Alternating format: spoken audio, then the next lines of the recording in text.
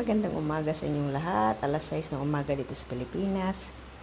Maghihimay ako ng langka. Tatanggalin ko yung mga buto. Iwalayin ko yung mga laman kasi yung buto ilalaga ko mamaya. Masarap yan. Tapos yung laman ihahalo namin sa bilo-bilo. Ginataang bilo-bilo. Kaya ito ang gagawin ko ngayon. Nahulog yung cellphone ko kaya inulit ko ang video. Oopsies. Naka-gloves ako kayong dagta na dikit sa kamay kaya saka para malinis na rin yung paghawak ko sa laman ng langka, diba? Mas maganda yun. Kaya itong gagawin ko, ito ang laman ko.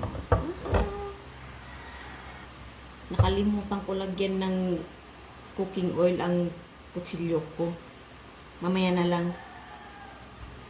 Ngayon na lang naman ako naggawa nito tagal na ako hindi ng mga langka, dagta, ang dami.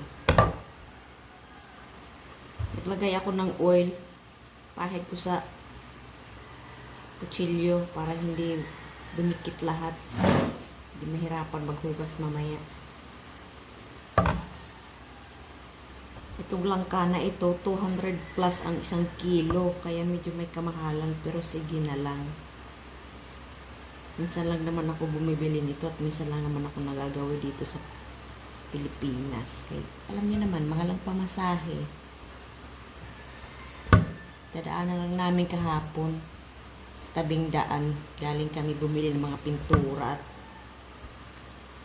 iba pang sangkap dito sa bahay.